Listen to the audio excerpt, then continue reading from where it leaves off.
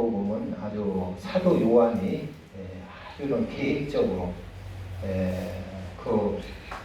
모든 사도들이 다 죽은 후에 또 복음을 목회를 여러 해 이렇게 수십 년 해본 경험 같은 거 이런 걸 쌓아서 아주 치밀하게 계획적으로 잘 기록한 선별을 해서 예수님의 기적 같은 것도 이렇게 선별을 해서 잘 체계적으로 이렇게 기록해 놓은 복음서입니다.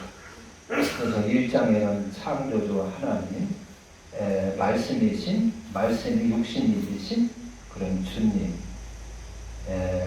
2장, 이제 2장, 3장은 이제 거듭나야, 물과 성령으로 거듭나야 된다 하는 그런 꼭 거듭날 수 있도록, 또 4장에서는 거듭난 성도가 하나님 앞에 예배드릴 때 신령과 진정으로 이렇게 예배를 드려야 할 것을 말씀을 하고, 그리고 신령과 진정으로 예배를 드리는 것이 무엇이다?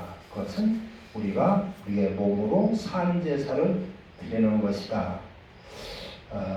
또 오늘 5장에서는 그런 신령과 진정의 예배, 산제사, 거듭난 성도들이 산제사로 드려야 어떻게 하는 것에 산제사로 예배 생활을 하는 것인가를 보여주는 것이 요한복음 5장이라 할 수가 있습니다. 그래서 우리는 꼭 먼저 거듭나야 되죠. 구원받 이 땅에서 잘 살고 잘못 살고 건강하고 아프고 그런 건 둘째 문제입니다. 가장 우리에게 중요한 문제고 꼭 이 땅에 사는 동안에 이루어야 할 일은 우리가 하나님의 말씀으로 성령으로 거듭나는 것이다. 하나님은 우리의 신앙생활을 그렇게 훈련하신다. 이 아브라함을 하나님이 택하셨을 때 아브라함의 그 몸은 아버지 데라에게서 태어났어요. 그 데라, 그를 하나님이 택해 가시고 다시 이제 하나님의 아들로 태어나게 만드는 것이 아브라함의 일생입니다. 육신은 그 아브라함의 모친 데라에게서 태어나고 하나님이 그를 택하셔서 아브라함아 갈대아 본토 친척 네 집을 떠나라 해가지고 끌어내서 아브라함이 가나안 땅으로도 끌고 가고 애굽으로도 끌고 가고 블레셋으로도 끌고 가고 이리저리 끌고 다니면서 하나님의 말씀으로 훈련을 하십니다. 그러면서 하나님의 형상으로 희복시키는 것입니다. 거듭나게 하는 것입니다. 그래서 나중에 보면은 아브라함이 어떻게 거듭났느냐. 아브라함이 양떼가 많고 자기 조카 모세 양떼도 많으니까 서로 여러 가지 부닥치고 생활하기 복잡하고 갈등이 생기고 해서 서로 휘어져야 할 때 아브라함이 그럽니다. 아브라함이 먼저 좋은 거 택할 수도 있지만은 자기 조카 롯에게 우리 싸우지 말고 헤어지자. 네가 좌하면 나는 우할 것이고 네가 우하면 나는 좌하리라. 네가 먼저 가고 싶은 대로 좋은 것을 선택을 해라 했어요. 그래서 이제 롯은 얼른 기회는 이때다 해가지고 이렇게 좋은 소돔과 고모라 지역 그런 요단강 지역을 자기의 그 목초지로 선택을 하지요. 아브라함은 풀도 없는 그런 사막 광야를 이렇게 선택을 하게 되었습니다. 이게 하나님의 마음으로 하나님의 아들로 거듭난 그런 모습입니다. 자기 욕심 전혀 챙기지 않고 네가 좌하면 나는 우할 것이요 네가 우하면 나를 좌할 것이다. 세상 사람들이 하기가 어려운 일이지요. 그리고 그것으로 끝난 것이 아니라 그 후에 보면은 하나님의 형상 아들로 거듭난 하나님의 말씀으로 거듭나서 하나님의 아들, 딸, 자녀가 된 그런 모습이 아브라함을 통해서 보여줍니다. 자기 조카가 전쟁 마당에 포로로 끌려갔다 가니까 목숨을 걸고 찾아가서 그 추격을 해서 찾아오고 재산 다 찾아주고 거기에 대해서 무슨 이권 조금 더 챙기지 않고 내가 이렇게 수고했으니까 보상을 하거라 그런 욕심 하나도 내색하지 아니하고 그렇게 다 구해주고 그리고 소돔과 고모라가 하나님의 심판으로 유황불에 다 심판을 받게 생겼으니까 그렇게 해서 살려보려고 롯을 살려보려고 하나님 앞에 도구를 하고 하나님 만약에 의인이 있으면 같이 심판하면 안 되지 않습니까? 의인 50명만 있으면 어찌하시렵니까? 내가 의인 50명만 찾아도 소돔과 고모라는 심판하지 아니하리라. 그렇게 해서 점점 이렇게 줄여가지고 의인 10명이 있으면 10명뿐이 없으면 어찌하시렵니까? 하니까 내가 소돔과 고모라에서 의인 10명만 찾아도 내가 소돔과 고모라를 심판하지 아니하리라. 그래서 이 거듭난 그러한 하나님의 자녀의 모습을 아브라함을 통해서 보여주는 것입니다. 이렇게 거듭나라는 것입니다. 오늘도 우리 성도들이 예수 믿기 시작하면 하나님께서 이 모양 저 모양으로 단련하면서 하나님의 말씀과 성령으로 거듭나게 하시는 것입니다. 이렇게 우리는 이 땅에 있을 때 하나님의 자녀로 물과 성령으로 거듭나야 되는 것입니다. 그냥 어떤 분은 10년, 20년, 30년 신앙생활을 해도 전혀 거듭나지 아니하고 시험 잘 들고 실족하기 잘하고 남한테 대접받으려고 하고 마음에 들지 않으면 실족하고 이리 갔다 저리 갔다 하고 그 전혀 거듭나지 않는 것이 20, 30년 신앙생활을 해도 자기 욕심 하나 버리지 못하고 시기심 하나 버리지 못하고 미움 하나 버리지 못하고 세상 사람과 똑같이 생활하고 내가 예수 믿으니 내가 교회 다니니까 나는 천국 가겠지 나는 구원받겠지 그러고 앉아있단 말이에요. 그건 참 답답한 일이죠. 그러니까 불쌍한 일인 것이죠. 그래서 우리는 이 땅에서 꼭 거듭나야 하는 것이다. 그리고 거듭난 사람들은 우리 주님 앞에 예배드릴 때 신령과 진정으로 예배드리고 요즘은 이제 유튜브가 많이 나와서 이렇게 보면은 누구한테 욕 한 번 먹으면 그 다음에 또 유튜브를 통해서 욕을 또 비난을 퍼부어요. 세상 사람들 같으면 그것을 이해를 하겠는데 믿는다는 사람들이 그렇게 그 유튜브 상에서 서로 비난을 하고 한 사람이 홈뜯고 비난을 하면 그 다음에 이쪽 사람이 또 막 뒤로 가서 말로 쏟아붓고 말로 받으면 막 이제 가만히로 쏟아붓고 그러는 걸 볼 수가 있어요. 예수 믿는 분들이 그게 부끄러운 일이지요. 예수 믿는 사람 10년이나 20년, 30년 이렇게 신앙생활 했다면 이 아브라함처럼 거듭나야 되는 것입니다. 예수님처럼 거듭나야 되는 것입니다. 저 사람이 나를 욕을 해더라도 욕을 좀 먹고 가만히 좀 있고 참고 그것을 주님이 그걸 보여주셨잖아요. 그렇게 욕하고 십자가에 못 박고 그래서 그들을 전혀 미워하지 않고 오히려 하나님께 그들을 위하여 복을 빌고 구원해달라고 용서해달라고 그렇게 기도하는 주님이십니다. 우리는 10년, 20년 신앙생활을 했다면 절대 남탓하지 말고 우리가 실족하거나 시험 들지 말아야 되는 것입니다. 욕을 좀 먹어도 그걸 감내할 수 있어야 되는 것입니다. 그걸 하나님의 마음으로 잘 넘길 수 있어야 되는 것입니다. 좀 거듭나야 되는 것입니다. 하나님의 자녀로 하늘나라 성도로. 그런데 전혀 그러지를 못하고 있어요. 우리 한국교회 성도들이 전혀 그러지를 못하고 있어요. 참 부끄럽지 않을 수가 부끄러운 일이 아닐 수가 없습니다. 오늘 명절이다. 이제 명절 뭐 그 성경 그 밑에는 유월절이라 그러는데 유대인에게는 3대 명절이 있죠. 유월절, 또 초막절, 수장절 이런 절기가 있는데 뭐 어떤 분은 초막절이라고 하는 분도 있고 한데 그 성경 그 밑에서는 유월절 두 번째 예수님이 예루살렘 성전에 올라가서 행하신 일이다 이렇게 기록하고 있어요. 이는 명절이면은 그 당시에는 우리가 성경 말씀을 어디서 잘 들을 수가 없어요. 성전에 와야 하나님 말씀을 들을 수 있고 하나님 앞에 제사를 드릴 수 있고 하니까 매 안식일마다는 못 와도 절기 때는 신앙 있는 사람들은 거의 다 옵니다. 특별한 일이 없으면, 불가피한 일이 없으면 명절 때는 예루살렘에 다 모입니다. 그러니까 그때는 얼마나 예루살렘에 사람이 많이 모이고 북적대고 어수선하고 이렇게 한지 몰라요.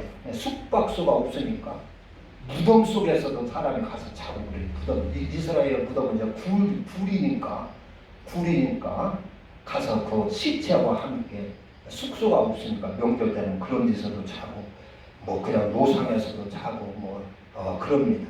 그러니까 사람들이 많이 모이고 그때는 뭐 이제 친척들도 모이고 친구들도 모이고 하니까 참 어수선하지요. 이런 절기에 예수님이 예루살렘에 올라가셨어요. 그런데 그 예루살렘 성 양문 곁 히브리 말로 베데스다라 하는 그 곳이 있었는데 그 못 주위에 각색 불치병자들이 많이 모여 있는 거예요. 그걸 왜 그러냐면 그 못이 어떤 때 이제 소문에는 전설에는 천사들이 내려와서 물을 막 동하게 움직이게 이렇게 하면은 그때에 거기에 먼저 들어간 사람은 어떤 병이든지 낫는다 하는 이런 그 소문이 있는 거예요. 그러니까 병으로 고생하는 사람들은 거기에 다 모여오는 거예요. 그래서 천막을 치고 자고 막사도 있고 이렇게 이제 지내는데 예수님이 6월절 예루살렘에 올라가셔가지고 그 베데스의 연못을 쭉 이렇게 살펴보는 거예요. 다른 사람들은 친구 만나고 얘기하기 바쁘고 막 서로 그냥 옛날 얘기하고 또 만나기 바쁘고 이러는데 아마 이때 예수님이 혼자 가신 것 같아요. 혼자 베데스의 연못을 제자들 다 두고 혼자 이렇게 둘러보신 것 같아요. 둘러보니까 거기에 38년 된 침상에서 누워서 잘 움직이지도 못하는 그런 그 환자가 있는 거예요. 오래된 환자가 있는 것입니다. 불쌍해서 다른 사람들은 명절이기 때문에 환자라도 가족이라도 와서 들여다보고 친척이라도 와서 들여다보고 친구들이 와서 들여다보고 이렇게 하는데 이 38년 이 병자는 아무도 찾아주는 사람이 없어요. 얼마나 고독하겠습니까? 얼마나 외롭겠습니까? 평소에도 우리가 고독하지만 명절 때 이런 때 아무도 찾아주는 사람이 없다 하는 것은 참 고독하지요.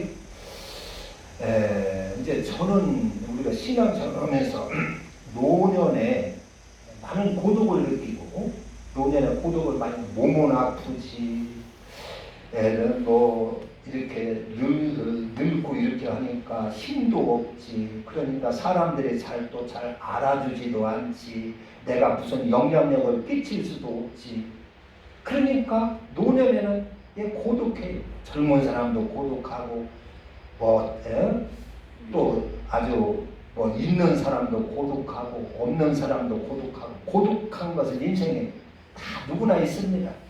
많이 배운 사람도 고독하고 못 배운 사람도 고독하고 우리 인생은 고독을 피할 수가 없어요. 그래서 이제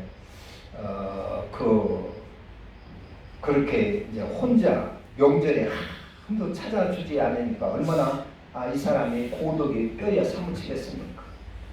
저는 그래서 우리가 노년에 왜 이렇게 힘들고 고독하냐, 아픈 데 많고 외롭고 그러냐. 그래서 곰곰이 이제 묵상을 해봤는데 그런 생각이 들어가요. 이스라엘 백성이 애굽에서 노예 생활하면서 죽도록 고생을 했어요. 그러니까 하나님 앞에 막 부르짖었어요. 하나님, 우리 이거 힘들어서 못 살겠습니다. 우리 좀 구원해 주세요.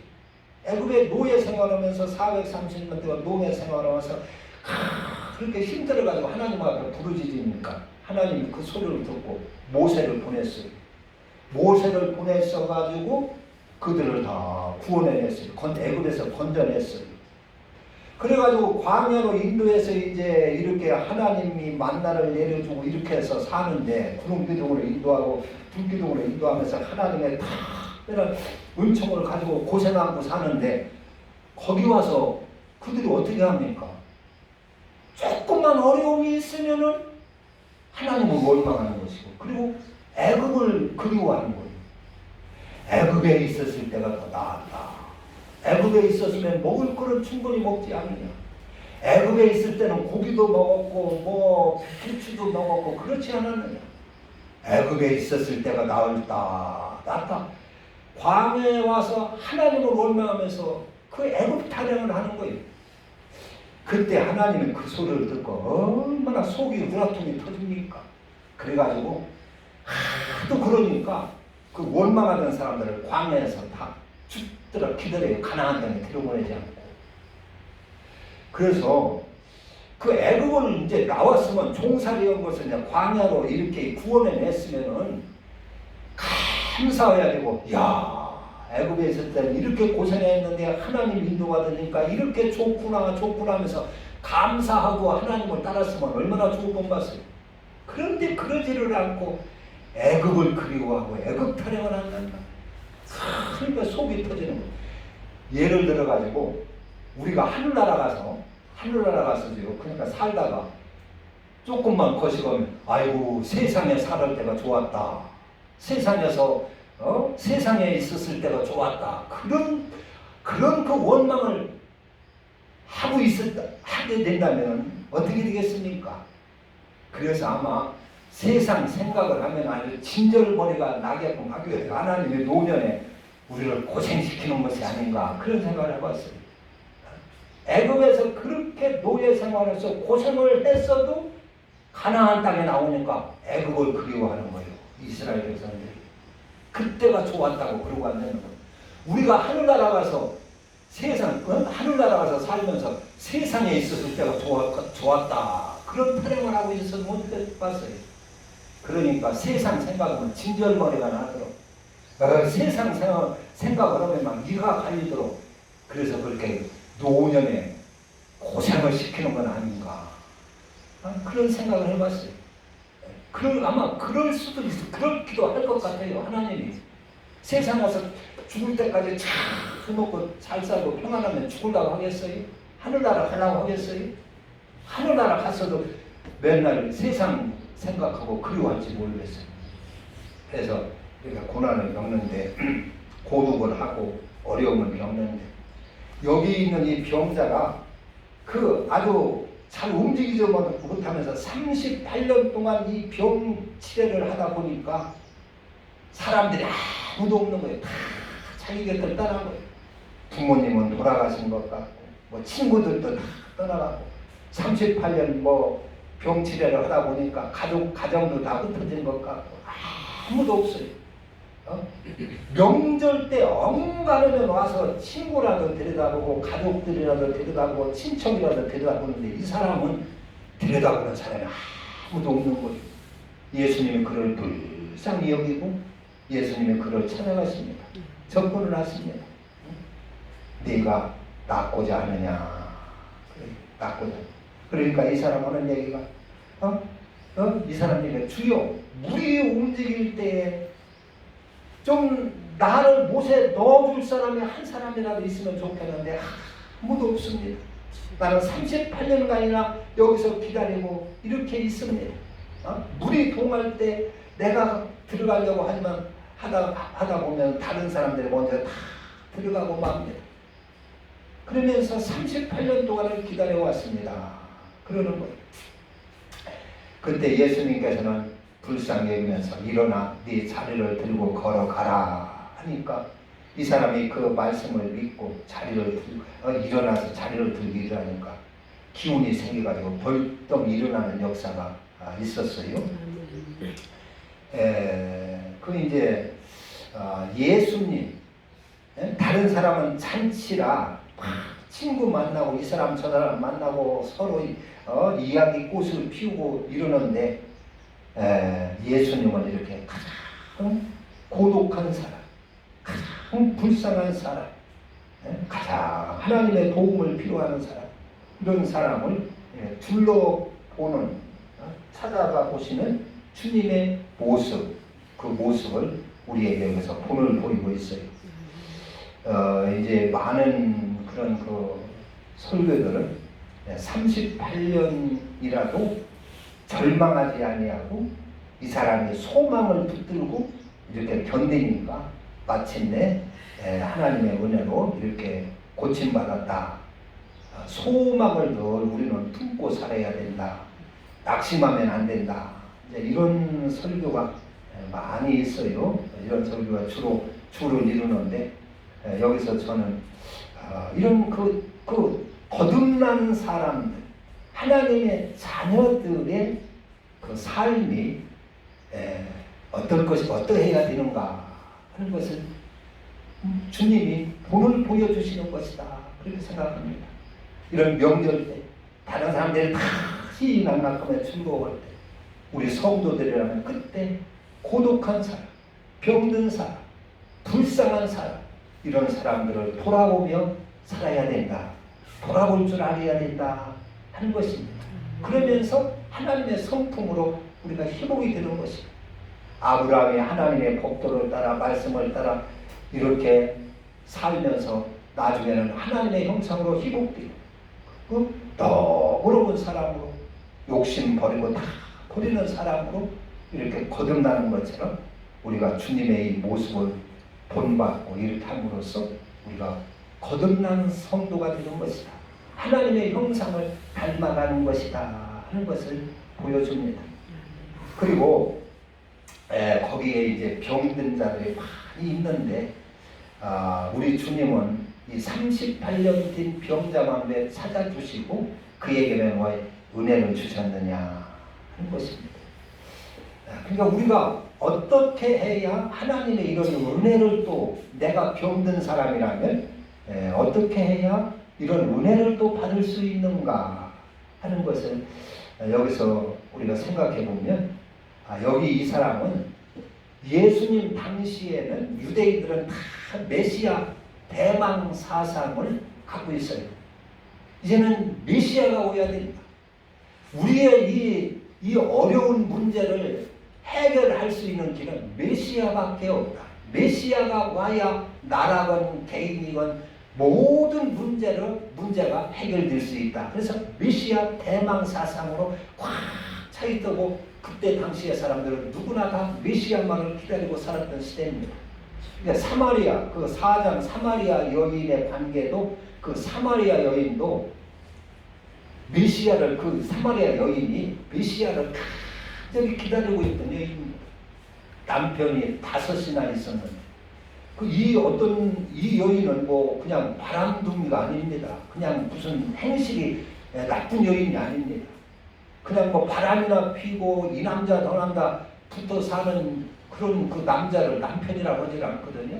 남편이라면 정식으로 이렇게 결혼을 해서 가정을 꾸미고 사는 사람이 남편인데 이 여인은 남편이 5이 있었다고 그랬어요.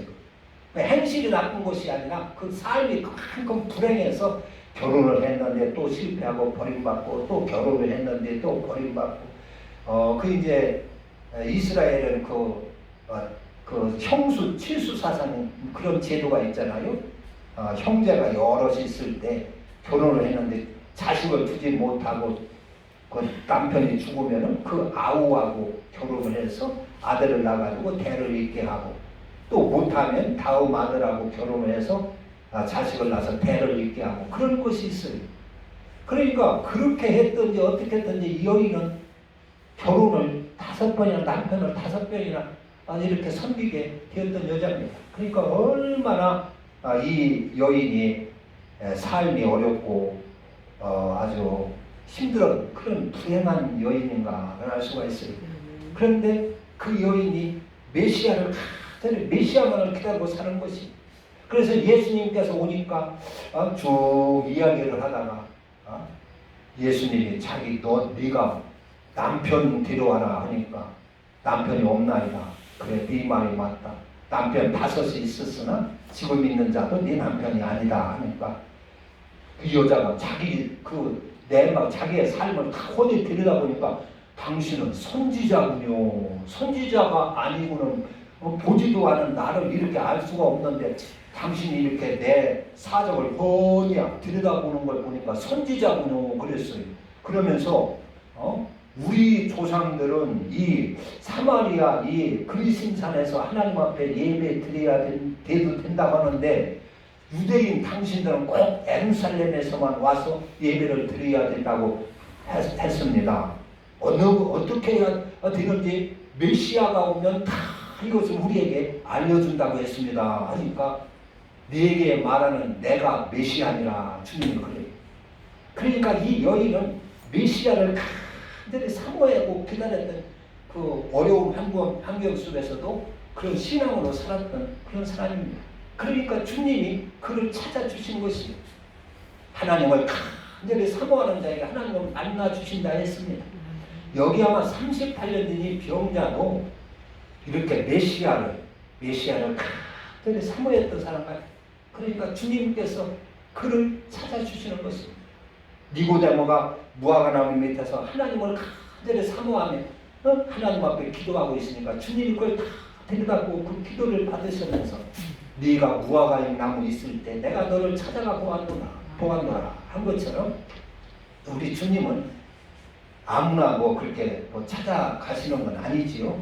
아닌데 여기 38년 된 이 병자도 우리 메시아를 간절히 사랑하며 사모하며 이렇게 믿음으로 이렇게 병치를 하면서 고난을 견디고 있었던 사람일 거라 생각이 듭니다. 그래서 주님이 이렇게 찾아주셨어요. 그러면서 그날이 바로 안식일이었는데 안식일날 이 사람의 자리를 들고 이렇게 걸어다니니까 유대인들이 그걸 보고 트집을 잡는 거예요. 야, 너 안식일인데 왜 네 침상을 들고 이렇게 돌아다니냐. 안식일날은 들고 다니면 안 되고 가만히 있어야 되는데 왜 그러느냐 그랬어요. 38년 된 병든 자이기 때문에 이 사람은 다 알아요. 예루살렘 사람이라면 다 아는 사람입니다.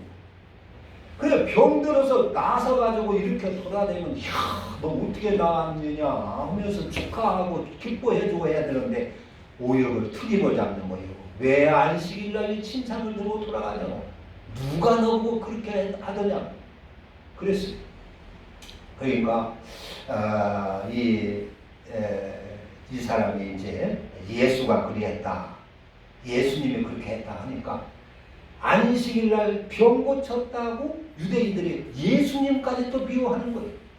예수님까지. 그러니까 예수님께서 하는 말이 아버지께서 이제까지 일하시니 나도 일한다.